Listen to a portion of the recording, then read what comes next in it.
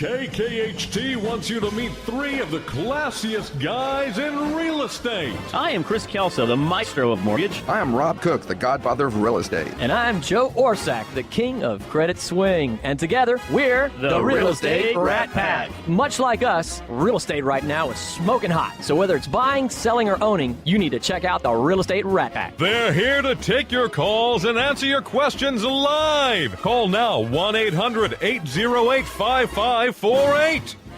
And now, the Real Estate Rat Pack! And good morning! Good morning. How is everybody this morning? Pretty good. What have you been up to? Well, I'm up here at the show, and we've got an exciting show, so I think we'll move on with it. Do you have any shout-outs you need to do this morning? The one thing I tell everybody is it is the holidays right now. There are a lot of toy drives going on. We personally have one going on trying to raise money and toys for not only the DePelchin Orphanage out in the Richmond-Rosenberg area, but also some toys that we're raising for some additional kids coming in from some areas of town. So, if you want to and if you can, you see it in your hearts, look at the Real Estate Rat Pack website, contact us on Facebook, wherever you want to.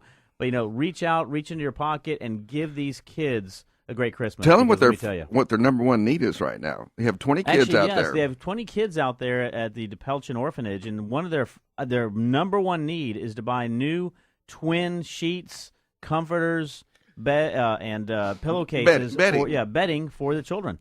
Absolutely. And you don't think that's their number one thing they want for Christmas? That's pretty basic. Exactly. Very basic right there. They've got 20 kids right now, ages from between 5 and 12 years old. And all they want to do is sleep in a nice bed. They've got the beds. They need additional bedding right now. Next year we're gonna have to be more responsible and actually put that on our website. Yes, that is Somebody should correct. look into that. But we have a great show planned for today. We do have a great show planned today. We have a great variety of guests. We have, There's some fun stuff to talk about today. I would absolutely agree. And we're starting off with something that I have never heard about before. Yes, but was very interesting when it was brought up. And in fact, Joe, I saw a video. One of my referral partner buddies sent me an email about his nephew, right? Correct. Yes, Correct. And he goes, "You guys need to have him on your show." And I thought he was just, Well, could you say who he is? Plugging his, nephew's company. So, but I watched the video and I was blown away. I was like,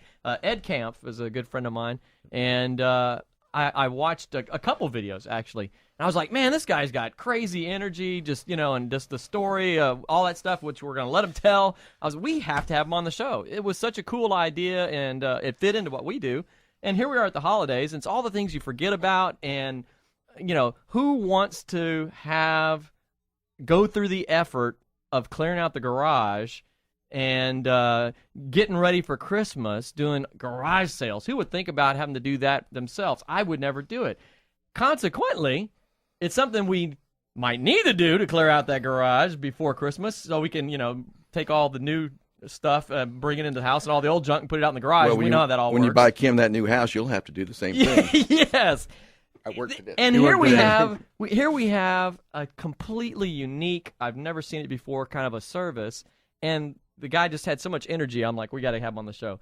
Ben, tell us who you are, company name, all that sort of thing. My name is Ben Weissenstein. Company's name is Grand Slam Garage Sales. So we run garage sales for people from start to finish. People call us, say, hey, we've got all this stuff we want to get rid of. We come to their home, take it out, organize it, price it, sell it, and run the sale for them. You do the whole darn thing. Exactly. They say, we have this stuff we want to get rid of, and we take care of it from there. So we, say... They point you to the garage, and they're done. Exactly. you literally tell us what you want to get rid of, and we'll do the rest. Advertise, set up, manage the sale, do it all. Awesome. Now you do it right on site? Yeah, we do it on site. So we take it out of their house, set it up on their driveway, and then run the sale right there. Mm-hmm. Now, how is there any restrictions as far as HOA and stuff like that? How do you get around that, or what's some of the conversations that take place? There are a few areas like Meyerland that don't allow garage sales, River Oaks as well, but most areas do, such as, Bel Air, West University, Memorial. They have some hired help to talk to the HOA board, you know what I'm saying? Exactly. Okay, we're going to have a garage sale. It's going to be good. You're going to like it. We bring in the Rat Pack to help us out. We got Vito over there. Exactly. That's how we normally do it. The Italian American Society, please do not contact us. Please. I got you covered there. Yeah, awesome. I was going to ask a question as well. So do you advertise, or is it just basically signage? How do you do that? Yeah, so as far as the garage sales, we advertise a few ways. Advertise on our Facebook page, the Twitter page. Also, we have an email following. So people come to the sales every weekend, every Saturday morning, and shoot them one email a week, and come on out. For a small extra fee, the same guys that talk to the HOA will go door to door and strongly encourage people to come. Well, I'm really interested. You get areas like River Oaks, and they want to do that. Do you have a capability of taking it off-site? Exactly. So what we'll do is for areas where you can't have a garage sale, we'll come pick up the items, put them in a warehouse, we post them online, and then sell them online for the customers. Excellent. And then talk a little bit about what that looks like. For example, a lot of times people out there they want to do a garage sale because they want to earn some extra cash, et cetera, et cetera. How do you go about the pricing process? How do you go about letting them know what they might or might not get, or how does that whole system work? Yeah, so we create a price list over the years that we're constantly, editing, and when it comes down to it, we like to tell people right away, a garage sale, the biggest point of the garage sale is to get rid of your items. When it comes down to it, we're going to make you the most money possible. However, the biggest, point of the whole garage sale is to get rid of your items. So as far as pricing, like I said, we kind of come up with a list, but one of the biggest ways to be successful at a garage sale is really knowing how to bargain with everybody that comes to the sales. So that's one of the things we really focus on, really knowing how to, bargain with everybody that comes. Yeah, someone's giving me a garage sale story the other day, and they had something priced like $10 for a really nice piece of clothing, and somebody came and said, no, garage sale price has to be 50 cents. So how do you? No, really. And they kept saying, no, 50 cents. It's a garage sale. Yeah, we actually even have a policy where we can't sell anything less than $1. That kind of lets us stay away from that. And the thing is, people are going to garage sales looking for deals, but at the same time, they are willing to spend money. So it's kind of about trying to give them a deal, but at the same time, getting a good deal for us and the customer as well. Yeah, I saw some of the crazy videos. I even saw y'all's. What was the crazy the name? Little flip one? Yes, right. So part of it is having a dynamic of fun and being, playful with people and all that sort of thing, and creating an experience. Most of the time, you go to a garage sale, and it's just the person that please just take it. Just get this out of my garage. That's what's really in the back of their head when they're having a garage sale. So the person that says, I'm selling this for 10, they're like 50 cents. Oh, just $1. Just get it out of here, that kind of thing. But if you have a crew who's there to really, monetize what's going on there and does this for a profession, man, you can get a lot better price on your stuff. And that's the feel I was getting from the videos of y'all having a lot of fun with it and that type of thing. Exactly, and the more fun you have, the more money you're going to make. It's obviously important to be professional, but when you're fun and you're making the customers laugh, they want to buy more. Well, so. Ben, I'd like to have some history here. How did you start, and how did you end up on Dr. Phil's show? Well, I had a lot of issues, so I had to go on Dr. Phil's. It was an intervention. So it was an intervention, exactly. So I had to turn it into sales opportunities. I really want to turn my life around. And, if I can talk about my garage sale thing for a minute, I'll feel a lot better. Exactly. So my mom had a garage sale in 2004. My friend helped her out, and I've always been an entrepreneur. I was, running lemonade stands when I was 4, and then I had Ben's Job Co. when I was 7, doing odd jobs. And my mom said, you could help people out and make money at the same time by running garage sales for people. I had no clue how to run a garage sale, but I kind of wanted to go about it, put up a few flyers, got our first job. At our first job, we got our second job, and then started getting calls from press, and we were in all the local news, and then, randomly got on Dr. Phil. They just contacted us, and, that's kind of how the ball started rolling. That's pretty interesting. Yeah, we've been calling Dr. Phil to have us on, and can't get it done. But he was on Dr. Phil, but now he's on the Real Estate Rat Pack. Yeah, and let me tell you, that means this is the real deal. You see the order, the progression. Yes, it's a natural progression. To the top. I'm going up. That's right, rising to the top. Yep. Question for you. What about the people that? Thank you. What about the people that really don't want the garage sale, but they want to get rid of their stuff? More like a charity kind of thing. Would you ever consider that? Getting a call from somebody that says, "Hey, I've got a bunch of stuff, but I don't want the garage sale, but it's good stuff. I don't want it to just go to the trash." Would you ever pick that stuff up and do a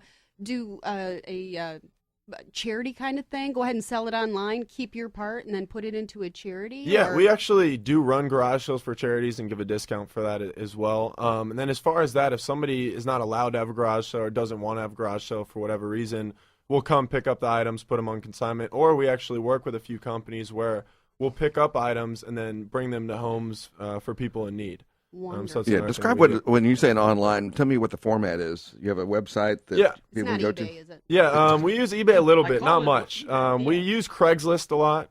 That's our main gosh, source. Also, our email following. We'll send out pictures of items to our email following, Facebook as well. And we have a website right now that we're working on editing so we can start posting items online on our website as well for people to shop on our website. Excellent. You know, it's really neat. You know, one of the things, in fact, there was a show one time on Discovery Channel. It was something like, backyard finds or something like that. It had to do with individuals that their only job is they go to garage sales to find opportunities to buy something that can potentially turn into a great, profit in the future. And it's amazing seeing some of the things that actually go on sale in garage sales that you can pick up relatively cheap that are big finds in the future. I mean, what are some of the things that you see out there? Or what are some of the things that maybe people don't put as much importance on that you tend to look at and go, wow, you can get a lot more for that? The funny thing is you really never know. And so the biggest thing, and anybody can do this, is to look it up online. So you see something you're not sure, look it up online. But, truth is we've seen everything from collectible coins to fishing rods that are,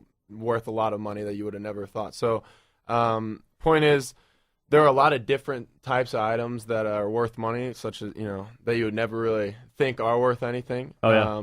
But, yeah, I'd say the thing that surprised me most was we had a fishing rod once that was worth, I think, $400, and if I eyeballed it, I would have said it was worth $20. But after looking it up, it was some special edition fishing rods. So Well, the old fishing lures, those old wooden Smithwicks and things like that. People Right. have them in there, and they don't realize that those things have some value because they don't make them like that anymore. exactly, You get those calls where the guy's like, I need to move some of these paintings. I got this feller signed it. It's Picasso or something like that.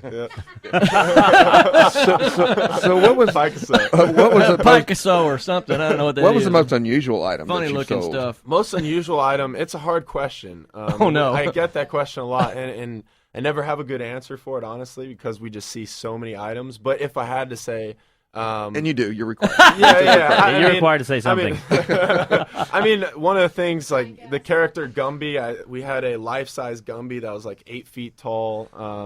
So that would probably be up there. I And know if that it's didn't not come that first in your exciting, mind, but- then I'd be really curious to see all the other items. If that wasn't yeah, some of them are not appropriate for the radio. Okay.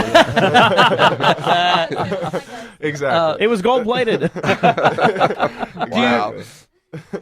Considering it's the holidays here, Christmas is coming up in a short amount of time. Do people still have time to get in touch to you to say, "Man, I want some extra Christmas spending money. Come clear this junk out and get rid of it"? Yeah, if they want to have a garage sale, we're booked up for the rest of the year right now. But we do offer other services, moving and item removal and consignment, which we can still do the rest of the year. And otherwise, we have openings coming in January, and we're going to be running garage sales all throughout 2014. So hopefully. for all the people that blow all their money at Christmas time and need oh my God, replenish. the lights are going to get shut off, baby. Yep. We need to sell something fast. Call Grand Slam Garage Sales, the lights go off. There And you what go. does the typical, as far as time frame, how does that typically look, right? So someone engages with you. What does it look like as far as contacting you, you doing an inventory, putting everything up for sale, and then clearing everything out? What's that sort of look like? Yeah, so it depends on the time of the year. Normally, we can do it within 3 weeks, meaning if you contact us, then we can get your sale scheduled within 3 weeks. Sometimes, if we're too backed up, it might be closer to a month, but there are a lot of times where we can fit people in also. So if there's a situation where somebody, has to move out, and so they need to have a garage sale next weekend per se, we'll always see what we can do to try to fit them in. Gotcha. And then as far as the rest of the process, we come to their home the day before, set up, and then run the garage sale the next day, always on So Saturdays. kind of Well, Saturday. capsulize what you have a number of services all related to having item removal, item sale. Why don't you kind of go through that list of what everything you do? Yeah, so there are a few different ways that people can, get rid of their items or have help, moving their items. So we'll move items from one house to another, or if you want to get rid of them, if it's trash, we do charge to remove it. However, when we pick up trash and we charge, if there's stuff that we find that we can resell, we'll credit that as well. And then also, if somebody doesn't have enough for a garage sale, and let's say they have, a leather sectional, for example, that they want to, get rid of, what we'll do is we'll do one of two things. We'll either offer them cash and buy it outright and then resell it, or we'll bring it to our warehouse, post it online, and put it on consignment for them. So there's a few ways it works. Well, we want you to stick around, but we're coming up on a break here, so let everybody know how to get a hold of you for all those folks that are wanting to schedule something with you.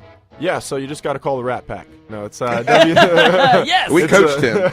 It's www.grandslamgaragesales.com. The number is 832-713-8590, or you can email us at info@grandslamgaragesales.com. That is awesome. GrandSlamGarageSales.com, 832-713-8590. We're coming up against a break right now, but stay tuned. We'll be right back.